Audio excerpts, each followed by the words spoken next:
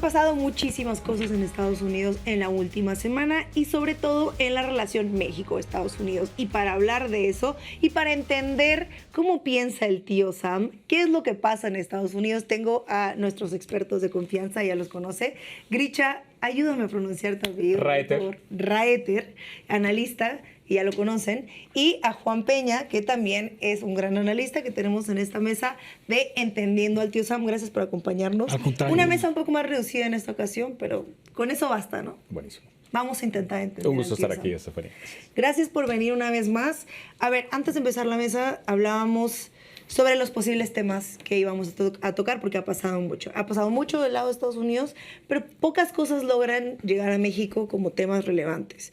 Sin embargo, amanecimos esta semana con 25% de aranceles, aunque la protección del TEMEC sirve para que no pegue mucho ese aumento en aranceles que francamente veíamos venir, y parece que las amenazas, cuando te las anuncian, puedes alcanzar a mitigarlas. Grisha, ¿qué opinas sobre esto? Primero, ¿cómo podemos leer a un Trump que uno pensaría que alguien de mano dura o alguien con mucha determinación toma decisiones y ya, ¿no? Sin embargo, en los últimos meses, desde que él es presidente, que se sienten francamente años, lo vemos reculando seguido. Primero sí, luego no, luego sí, luego no. ¿Cómo lo podemos leer? Y al final, ¿crees que estos aranceles se vayan pronto también, así como llegaron? Okay. No creo que los aranceles se vayan pronto. Claramente es una de las principales armas que el presidente Trump ha decidido utilizar contra todo el mundo, contra quien él siente que hay una desproporción en el tema de la balanza económica. Estados Unidos dice, nosotros somos el mercado más grande y poderoso del mundo, todos venden aquí libremente y todos se llevan una tajada mucho más grande de lo que Estados Unidos está llevando. Entonces yo dudo que los aranceles se vayan pronto, en todo caso. Sin duda tienes razón de que para México hay una ventaja que está diciendo, son aranceles recíprocos. Es decir, si ustedes nos cobran a nosotros, les vamos a cobrar equivalente lo mismo. Y obviamente, dado que estamos en un tratado de libre comercio, si estamos en el TEMEC, pues se supone que no hay aranceles. Sin embargo, esos aranceles van a seguir y va a ir buscando en cuáles lugares afecta más, donde se puede escabullir entre las lagunas legales del tratado, en donde sin duda puede aplicar. Ahora, esto que ha hecho recientemente con el tema de los autos, ¿sí? El presidente Trump cree que aplicando aranceles de 25% a las partes de los autos que no fueron construidas en Estados Unidos, que de alguna forma va a lograr que la construcción de autos regrese a Estados Unidos. Algo que no está entendiendo es que los coches ya no los construyen personas, los construyen robots. Entonces es darle a tole con el dedo a su propia gente, haciéndoles pensar que va a regresar otra vez a esas grandes épocas del Rust Belt, donde había gente construyendo coches. ¿Qué te dice esto? Que es una decisión, es una actividad, es una decisión completamente populista para de alguna forma darle a entender al pueblo que está haciendo lo que le dijeron que hiciera. Pero la realidad es que eventualmente, a mediano o largo plazo, estos aranceles van a encarecer productos en Estados Unidos y van a llevar a que la población americana busque otro producto u otro proveedor de esos productos, es decir, otro país, y eventualmente le va a pegar a México y va a lograr que México de alguna manera, insisto, siempre doble las manitas y haga lo que el gobierno de Estados Unidos quiere que haga, que es que controle el tema del fentanilo y el tema de la migración, y eso sí lo está logrando. Juan, coincides con lo que dice Grisha y me gustaría agregar, siendo la promesa de Trump generar más trabajos, que no haya inflación, una bonanza económica que haga a Estados Unidos grande otra vez, ¿no parece contraproducente una decisión que le pueda costar también a su pueblo? Yo creo que estamos hablando de dos grandes plazos. ¿Qué es el TEMEC y qué no es el TEMEC? ¿Y qué es Estados Unidos grande y qué no es Estados Unidos grande? El TEMEC es la consecuencia de una pésima operación comercial mexicana, quien llega tarde y mal al GATT, quien resuelve de manera dramática y patética la irrupción en lo que se llamó TLC y que no alcanza a desarrollar la sustitución de importaciones como sucedió en Asia o en las otras economías subordinadas a la esfera norteamericana, y que no generó la tecnología y la posibilidad de que la empresa automotriz o aeroespacial tuviera alrededor empresas que soportaran ese crecimiento y dieran además empleos bien pagados. Entonces el TEMEC es una mega maquiladora que proporciona dinero a los mexicanos, pero dinero sobre la mesa, dinero de propina. Digamos, si fuera un restaurante no nos compran la carne, no nos pagan la plusvalía del chef, sino simplemente nos estamos quedando con la propina porque llegamos tarde al desarrollo que hubiera implicado aprovechar al máximo la relación con Estados Unidos, como lo hizo bien Japón, como lo hizo bien Taiwán, como lo hizo bien Singapur. Entonces, en México siempre el debate es falso. El debate es, nos van a quitar las empresas gringas para llevárselas a Estados Unidos. Y el segundo debate falso es, una empresa ancla como la automotriz o aeroespacial no juega sola. Juega con un entorno económico en derredor, que también va a ser arrastrado donde esté el eje de posicionamiento, y es donde puede crearse una economía de entorno, empleos o no empleos, pero si compra insumos, si compra desarrollos, etcétera, etcétera. Entonces, ¿qué es Estados Unidos grande? Estados Unidos grande es el boom previo a la Primera Guerra, durante la Primera Guerra, después de la Primera Guerra, durante la Segunda Guerra y después de la Segunda Guerra, en que Estados Unidos financió Europa, el Plan 2 y el Plan Marshall, y ambos planes dieron una masa acumulada de casi 650 mil millones de dólares gratis a Europa para que se reconstruyera, con una tasa de interés que nunca se recuperó. En ese mismo sentido, el Pacto de las Américas derramó en América más o menos 140 mil millones de dólares, de los cuales beneficiaron por Miguel Alemán casi 25 mil millones de dólares a México, que se invirtieron en infraestructura y se convirtieron en deuda externa. Entonces, México y América Latina han pagado mucho más eficientemente el poco dinero que le da Estados Unidos que Europa, que lo ha pagado mal. Porque cuando tú compras mal, siempre pagas más. Pues es el defecto de Electra, digamos, ¿no? Entonces, Estados Unidos grande de nuevo para Trump es algo que a nosotros nos va a beneficiar, porque si el ancla del empleo norteamericano crece y hay un ingreso medio superior al que Estados Unidos está teniendo, seguirá siendo el primer mercado del mundo. Mientras Estados Unidos sea un mercado fuerte y tenga una industria por estratos como la tiene desde 1880, esto quiere decir regionales, adecuadamente capacitados, mercados integrados y mercados entorno complementario, que es el único país del mundo que lo tiene, Estados Unidos va a tener una economía de entorno muy resistente. Mientras que México, que es una economía plegada a las remesas y plegada a las propinas, por decirlo de alguna manera, pues puede verse muy debilitada si no declaramos la verdad. Y la verdad es, hay que cambiar el sistema educativo para aprovechar a los gringos. Hay que cambiar la sustitución de importaciones y crear empresas alrededor de las que ya están. Y sobre todo, y lo más importante, hay que entender que nuestra mano de obra, que es sumamente eficaz, no está adecuadamente calificada en México porque se gasta en un sistema educativo que no está haciendo funcionar a la economía. Entonces yo creo que si cambiamos las variables y dejamos de ver a Trump como una amenaza y decimos, va a ser nuestro vecino, si le va bien a Estados Unidos nos va a ir mejor a nosotros si nos preparamos para que esto sea. Y si no hacemos lo que hizo López Portillo, si no hacemos lo que hizo Salinas, que fueron a entregar la economía burdamente en brazos de Estados Unidos, primero en un GATT mal preparados y luego en un TLC mal preparados, y nos preparamos bien, y la presidenta Sheinbaum, que para eso tiene un doctorado, asume el liderazgo y dice, a ver, el sistema educativo tiene que variar aquí, la sustitución de importaciones es urgente aquí, cerremos el mercado a China. México va a ser un socio que tenga Estados Unidos las plantas allá o las tenga acá, estará plenamente integrado a la economía. Pero tenemos que tomar decisiones internas, Estefanía. Grisha, ¿coincides con lo que dice Juan? ¿Crees que México debería poner todos sus huevos en una canasta, como dicen, una canasta que lo ha tratado mal, una canasta que decide no cumplir los acuerdos económicos que tiene y de pronto imponer su voluntad sobre México constantemente, cuando parece que del otro lado del mundo están sucediendo cosas interesantes?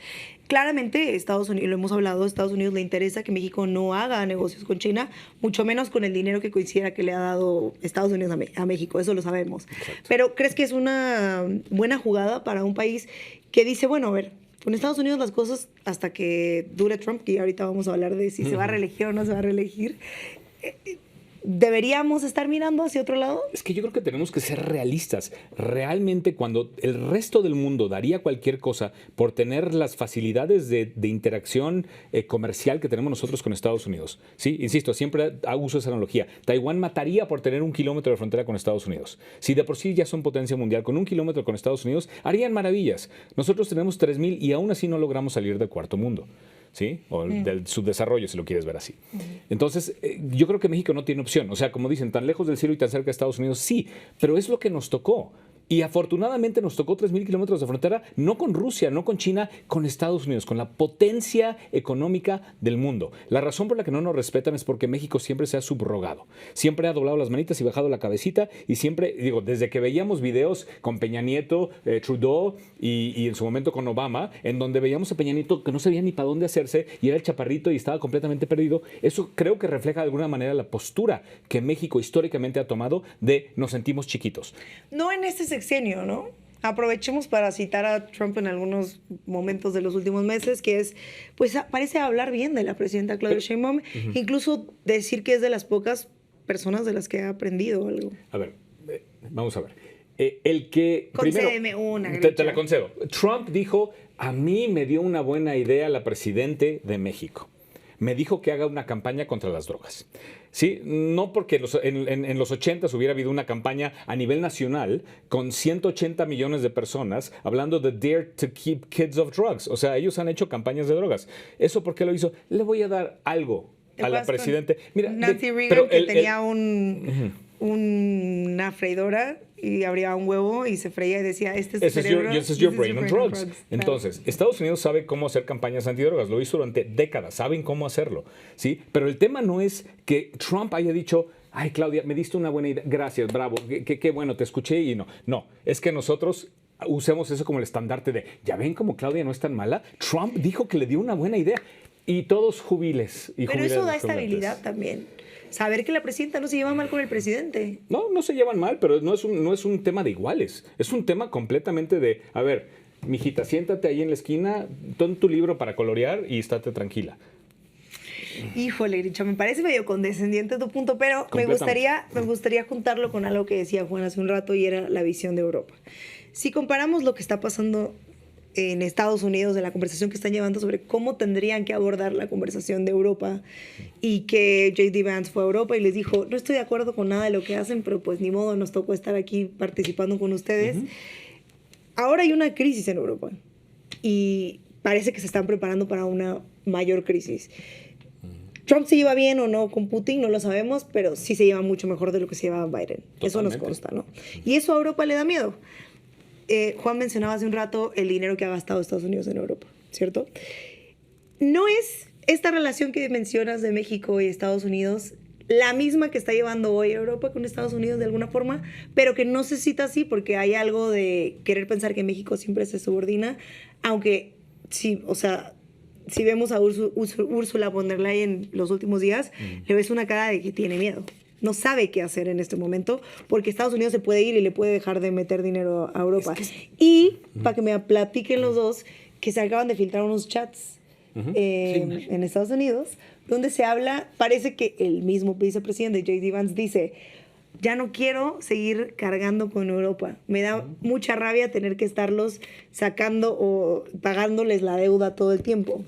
A ver. No es tanto la deuda, es un tema de OTAN también. O sea, es un tema de que la defensa de Europa depende prácticamente completamente de los Estados Unidos. Y ellos se dan cuenta que tienen dos problemas. Uno, la defensa depende de Estados Unidos y su tema energético depende de Rusia. Están entre la espada y la pared. No tienen para dónde moverse y además la cultura europea está prácticamente perdida. Su porcentaje de reemplazo poblacional es de 1.3. Es irrecuperable. Entonces están perdiendo su seguridad, su economía, su energía y su población y no saben ni para dónde hacerse. Antes de preguntarte, Juan, quiero preguntarle algo a Grincha, aprovechando que hablo de eso. Tú, históricamente, has sido muy vocal, para no decir en contra, de liderazgos que consideras autoritarios, ¿no? Podríamos decir que Putin es uno de ellos. Fuiste muy activo también en el tema de Ucrania. ¿Estás de acuerdo con lo que está haciendo Trump en este momento, cerrando filas con Putin y lo que pasó ahora con Zelensky y Ucrania? Hoy en día, sí, he cambiado mi opinión. Porque... Breaking news. Porque aunque soy alemán, ¿sí? Tengo pasaporte alemán, y sin duda quisiera que Europa estuviera segura, la realidad es que han metido la pata una y otra vez, han hecho todo mal y constantemente, a pesar de que Estados Unidos les dijo, señores, si no se ven por ustedes mismos, vamos a dejar de fondearlos, sabían que Trump iba a regresar y sin embargo no tomaron acciones para llevársela tranquila, uno. Y dos, buscaron añadirse a la OTAN, donde la OTAN en principio debió haber desaparecido. Entonces, en vez de haber sido un continente que buscó tender puentes hacia Rusia, que además los ayudó a salir del caos de los nazis y la Segunda Guerra Mundial, en vez de eso lo que hicieron fue, no, ahora todos queremos ser parte de la OTAN y queremos ser parte de Estados Unidos. Obviamente, ¿qué iba a hacer Putin? Ustedes están acercándose más y más a mis fronteras, ya llegaron a Finlandia, ya llegaron a todas partes que me pueden a mí poner en peligro. Ucrania estaba levantando la mano diciendo, no solo quiero ser parte de la Unión Europea, sino además quiero ser parte de la OTAN. ¿Qué iba a hacer Rusia? Dijo, señores, ya dejen de acercarse y en algún momento iba a rebotar. Bueno, coincido, no pensé decirlo, Grincha, pero coincido plenamente con el punto que pusiste sobre la mesa. Juan, ¿qué opinas sobre lo que platicamos ahora? Mira, yo creo que Claudia Sheinbaum ha tenido un liderazgo inteligente. Desde que llegó Trump dije, no hay nadie más beneficiado en México que la 4T de la llegada de Trump. Porque el análisis superficial de la izquierda mexicana pues tiene mucho que ver con chauvinismo. Pero la realidad estructural es que Trump no tiene una relación con la oposición mexicana. Desprecia al PAN y desprecia profundamente al PRI, y no los entiende porque pues dicen que son un partido que se opone al avance de la izquierda, pero en realidad están en la lógica de la izquierda woke que la derecha norteamericana desprecia. Son liberales, ¿no? Pues cualquier cosa que sean. Yo no los clasifico porque no creo que sea nada. Me parece que son bastante convenencieros. Y yo creo que la 4T, vía López Obrador, alcanzó un acuerdo práctico con Trump que le permitió a López Obrador y a Trump estar bastante cómodos. Pero me parece que el tema del fentanilo y de las drogas descompone transversalmente la relación. Digamos, Trump estaría muy a gusto con Morena si no hubiera fentanilo y narcocontrol, ¿no? Entonces, yo creo que Sheinbaum sabe esto y juega con mucha habilidad la pieza de la cercanía, como lo hacía López Obrador, pero con un Estado más complicado por los temas de narcotráfico. Entonces son dos agendas distintas y distantes. La agenda de Trump quiere quitar a Morena, no. Eso es una tontería. No hay necesidad de modificar un Estado político que está proveyendo un estándar de tranquilidad o lo que sea, ¿no? O sea, son 85% de aprobación, distribución a los más pobres de dineros, pues eso le da estabilidad a Estados Unidos. Pero para él, para la base media norteamericana, el problema de la droga y la narcocultura que acabamos de ver con el tema del Mencho es patético, ¿no? Estuvimos en una reunión, Grisha y yo, donde nos decían pues que Trump había estado 4 años platicando con gente que le decía que los cárteles de Estados Unidos, de México, estaban operando la droga en Estados Unidos. Entonces, yo creo que la presidenta tiene un margen de maniobra, creo que es lo suficientemente inteligente como para darse cuenta que ese margen de maniobra tiene que ver con que apriete en el tema de la seguridad y con que afloje en el tema de la migración y la frontera. Entonces yo creo que México tiene una buena operación cupular, pero una pésima operación estructural. Vuelvo a los dos pasos. Creo que el liderazgo de López Obrador y de Sheinbaum es suficiente para no confrontarse con Trump y creo que son relativamente beneficiarios de un liderazgo como ese, mucho más de lo que fueron con Biden, pero creo que no aprovecharon ni este liderazgo, ni el de Peña Nieto, de Salinas para acá, la posibilidad de que México crezca económicamente a la par de el, diría Trump, el subsidio, pero en realidad el superávit tanto de remesas como de dinero que nos da el TEMEC. Yo te digo, 200 mil millones de dólares, ¿en serio los tiene la oligarquía? ¿En serio gastas 100 mil millones de dólares en China? O sea, ¿en serio recibes 200 mil millones de dólares de superávit y se los llevan Slim y compañía junto con unos cuantos, distribuyes migajas al pueblo y luego lo demás se lo pagas a China? Pues me parece que es una operación económica terriblemente mala, oligárquica de Estado, México S.A. Y me parece que todo este discurso de parafernalia de la 4T, de reparto dinero público a la sociedad para obtener votos, le va a dar cierto oxígeno como le dio al PRI, como le dio al PAN. Pero si el sistema político y sobre todo el económico no cambia en México, y no creamos clase media, y no agarramos ese dinero y lo damos en créditos, y no hacemos que haya empresas que le vendan a las armadoras norteamericanas y a las aeroespaciales norteamericanas y a la frontera norteamericana, desde tortillas de maíz hechas a mano hasta piezas sofisticadas para los carros que fabrican aquí y las sigan importando, México no va a salir de la crisis. Entonces creo que el debate está mal planteado. El debate es, ¿qué hacemos para aprovechar a los gringos? Buenos o malos, tercos o torpes, que no están queriendo derrocar un gobierno en México, eso no es cierto. Pero sí están queriendo defenderse del fentanilo y yo creo que la 4T tiene márgenes si los aprovecha, pero tiene que resolver una crisis política que creo será materia de otro tema que está viviendo, ¿no? Y que podemos hablar en otra mesa. Antes de irnos, la última pregunta, nada más porque Juan lo puso sobre la mesa. ¿No hay entonces cárteles de crimen organizado en Estados Unidos? Porque yo les preguntaría, ¿quién reparte las drogas en Estados Unidos? Por osmosis. Hay una quiero saber si... Claro que los hay. ¿Y por qué eso no es tema de conversación? Hay una serie muy famosa que se llama The Wire, donde se habla precisamente de los cárteles, que no usan sombrero y no cantan corridos, eso es verdad. Pero ¿por qué no se habla del crimen organizado estadounidense? Porque quien tiene el poder son los norteamericanos y quien tiene la mala relatoría y fama son los mexicanos. O sea, yo te diría, ¿había armas químicas en Irak? No. No. ¿Derrogaron a Hussein? Sí. ¿Por qué? Porque la realidad política no tiene que ver con la verdad, tiene que ver con la narrativa transversal. Entonces, los nichos de verdad que intentan posicionar cosas que van contracorriente de la media acreditada suelen perder. Creo que los políticos tenemos obligación de analizar la realidad para tomar decisiones, porque la apariencia en política es 9 de 10, en tanto la realidad a veces no es ni 1 de 10. Y lo hemos hablado aquí también, los gringos dicen, a ver, Ustedes, mexicanos, son culpables de la droga que está aquí, así que a ver cómo le hacen para pararlas. Nosotros hemos tratado pues ustedes son culpables de las armas que se venden aquí, ¿por qué no hacen algo para pararlas? Estados Unidos dice, no, tú eres el responsable de tu frontera, a ver cómo le haces para cerrar. Dice, bueno, tú eres responsable de tu frontera, ¿por qué no parar las drogas? Pero ¿quién crees que tiene el poder ahí? Claro, Claramente el que está ejerciendo es Estados Unidos. Dice, tú vas a parar las armas que salen de aquí, que además son legales, producirlas y venderlas. Y además a ver cómo lo haces para parar los laboratorios que supuestamente no existían en México. Acaban de descubrir uno de 3 hectáreas en Sinaloa. Pero ¿qué decía el anterior?